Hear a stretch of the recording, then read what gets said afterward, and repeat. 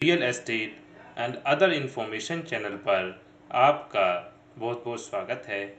हमारे चैनल को सब्सक्राइब करें और बेल आइकन को प्रेस करना ना भूलें, जिससे रियल एस्टेट से जुड़ी जानकारियां आप तक समय से पहुंचती रहें।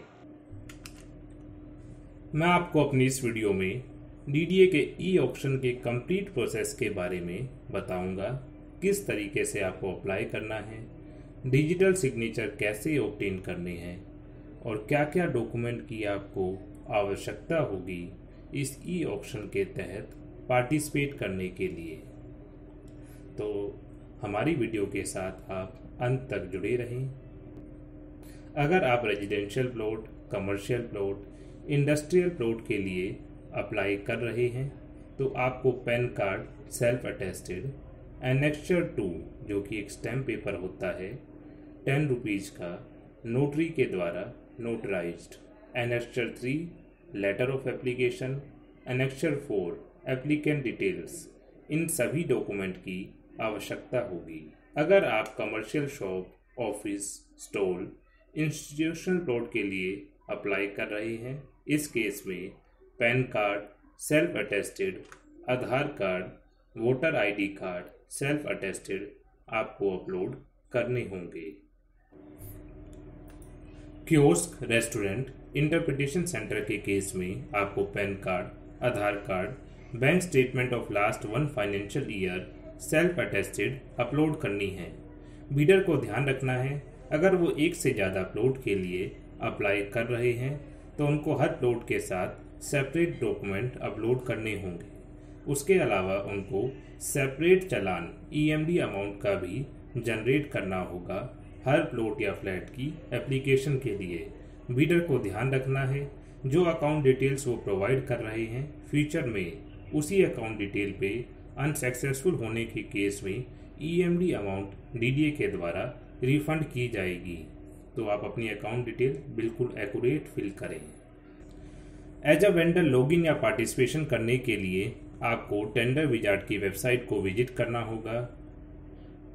टेंडर विजार्ड की वेबसाइट का लिंक आपको डिस्क्रिप्शन बॉक्स में मिलेगा, या फिर आप डायरेक्टली www.tenderwizard.com/DDA auction गूगल पर टाइप कर भी टेंडर विजार्ड की वेबसाइट विजिट कर सकते हैं। यहाँ पर आपको लेफ्ट साइड पर न्यू रजिस्ट्रेशन का लिंक दिखाई देगा, आपको इस लिंक को क्लिक करना है। आपके सामने रजिस्ट्रेशन फॉर्म ओपन हो जाएगा। यहाँ पर आपको अपनी डिटेल्स फिल करनी है। जिस भी कॉलम पर स्टार मार्क होगा वो आपको मैंडेटरी फिल करना है। फिल करने के बाद आपको 2000 rupees as an application fees, इस बिडिंग में पार्टिसिपेट करने के लिए एप्लीकेशन फ़ीस जो कि ईएमडी अमाउंट के अलावा है आपको पे करनी होगी। ये नॉन रिफंडेबल है, इसका रिफंड आपको नहीं मिलेगा, चाहे आप सक्सेसफुल होते हैं चाहे आप सक्सेसफुल नहीं होते। आपको ये fees credit card, debit card या नेट बैंकिंग के द्वारा पे करनी है। एक बार ये फ़ीस पे करने के बाद आपकी यूजर आईडी एनेबल हो जाएगी और 1 साल तक वैलिड रहेगी। 1 साल तक कोई भी इस टाइप की स्कीम निकलती है तो आप विदाउट 2000 की पेमेंट के पार्टिसिपेट कर सकते हैं। आपकी यूजर आईडी और पासवर्ड एक बार आपकी ईमेल आईडी पर आने के बाद आपको होम पेज पर जाकर वहां पर फिल करनी है। अब वो पेज रीडायरेक्ट करेगा डीएससी सिलेक्शन पेज पर। यहाँ पर आपको फॉरवर्ड के ऑप्शन पर क्लिक करना है। फॉरवर्ड के ऑप्शन पर क्लिक करने के बाद अब आपको जो ऑप्शन चल रही हैं उनकी जानकारी के लिए अप्रूव ऑप्शन के ऑप्शन पर क्लिक करना है, जो कि हेडर पार्ट में मिलेगा। पेज के हेडर पार्ट में पर आपको अगर किसी भी ऑप्शन में पार्टिसिपेट करना है तो आपको रिक्वेस्ट ऑप्शन के ऑप्शन पर क्लिक करना है। रिक्वेस्ट ऑप्शन के ऑप्शन पर क्लिक करने के बाद अब आपको अपने डॉक्यूमेंट्स को अपलोड करना है। जो भी डॉक्यूमेंट्स नेसेसरी थे इस बिडिंग में पार्टिसिपेट करने के लिए, आप जिस भी चीज़ के लिए अप्लाई कर रहे हैं उसके अकॉर्डिंग आप स्क्रीन पर देख सकते हैं। आपको इस ऑप्शन पर क्लिक करना है डॉक्यूमेंट्स को अपलोड करने के लिए। जैसे ही आप इस ऑप्शन पर क्लिक करेंगे आपके सामने एक नया पेज ओपन हो जाएगा जो कि आपको फिगर 2 में शो होगा। यहाँ पर आपको अब आप ब्राउज करके, मतलब आपके जो कंप्यूटर में जहाँ भी या मोबाइल में जहाँ भी आपने अपनी जो फाइल है जो यहाँ पर आपको अपलोड करनी है, स्टोर कर रखी है, आपको उसको ब्राउज करना है और अपलोड कर देना है। फिर उसका फाइल नेम और उसका डिस्क्रिप्शन आपको लिखना है और अपलोड के ऑप्शन पर क्लिक करना है। जैसे ही आप अपलोड के ऑप्शन पर क्लिक करेंगे, आपके सामने स्क्रीन पर अपलोड ऑप्शन के ऊपर और स्क्रीन के नीचे आपको जो डॉक्यूमेंट आपने अपलोड किया है उसकी डिटेल्स मिल जाएंगी। जैसे ही सारे आपके डॉक्यूमेंट्स अपलोड हो जाते हैं, आपको क्लिक हेयर टू पे रजिस्टर करना है। अब पेज आपको रीडायरेक्ट करेगा EMD अमाउंट पेमेंट करने की ओर। यहाँ से अब आपको EMD अमाउंट पे करनी है। EMD अमाउंट पेमेंट के पेज से पहले आपके सामने एक और पेज ओपन होगा जहाँ पर आपकी बैंक अकाउंट डिटेल्स प्रोवाइड होंगी, मतलब बैंक अकाउंट डिटेल्स शो की जाएंगी।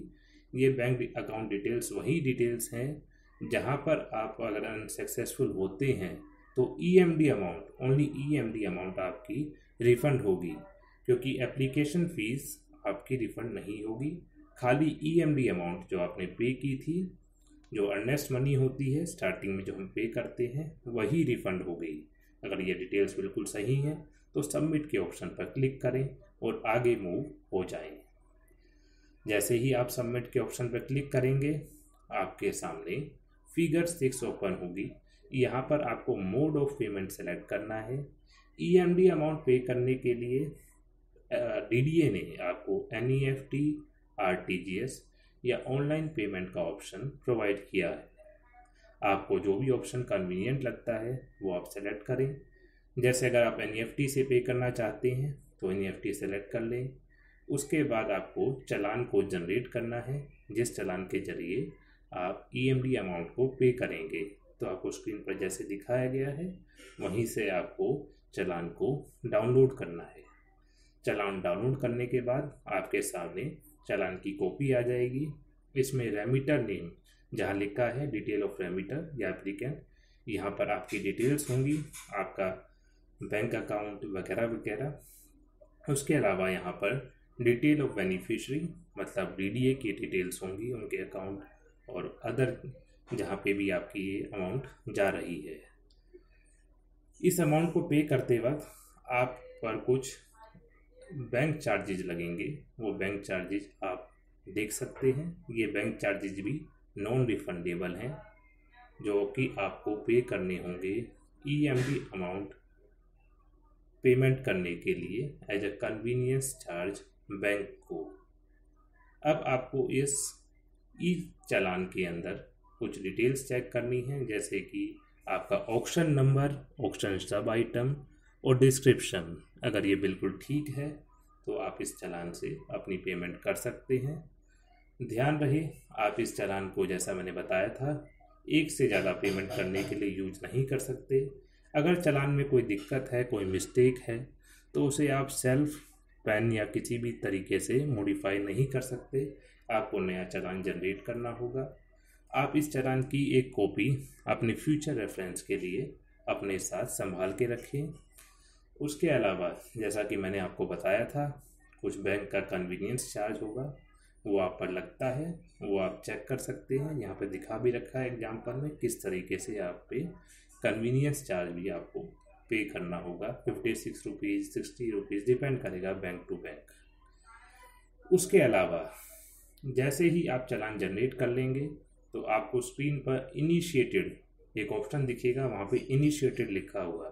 इनिशिएटेड का मतलब है कि आपका पेमेंट प्रोसेस इनिशिएट हो चुका है, मतलब आपने पेमेंट प्रोसेस आपने स्टार्ट कर दिया है। ये इनिशिएटेड का ऑप्शन पेड में चेंज हो जाएगा जब आप जो चालान है उसके ज़रिए पेमेंट कर देंगे। पेमेंट करने के, चालान से पेमेंट करने के 24 घंटे के अंदर, 24 आवर्स के अंदर आपका ये जो ऑप्शन है इनिशिएटेड का, ये पेड में कन्वर्ट हो जाएगा। इन केस अगर ये इनिशिएटेड से पेड में कन्वर्ट नहीं होता तो आपको हेल्प डेस्क पे कांटेक्ट करना है 24 घंटे के बाद। इसलिए आप EMD अमाउंट लास्ट डेट से पहले 12 जून से पहले 7-8 दिन पहले ही पे कर दें, क्योंकि इसमें दिक्कत हो सकती है। अगर 24 घंटे के बाद अगर नहीं आता तो आपको हेल्प डेस्क पे कांटेक्ट करना होगा और उनको बताना होगा। जैसा यहाँ पे दिखा रखा है EMD paid status screen, paid आगे ऑप्शन आ जाएगा। ऑनलाइन पेमेंट के केस में आपके पास 2 ऑप्शन और होंगे, क्रेडिट कार्ड, डेबिट कार्ड या फिर नेट बैंकिंग। एक बार जब आप पेमेंट कर देंगे तो रिक्वेस्ट का आइकन डिसअपियर हो जाएगा और उसकी जगह पेमेंट डिटेल्स का आइकन आपकी स्क्रीन पर शो होगा।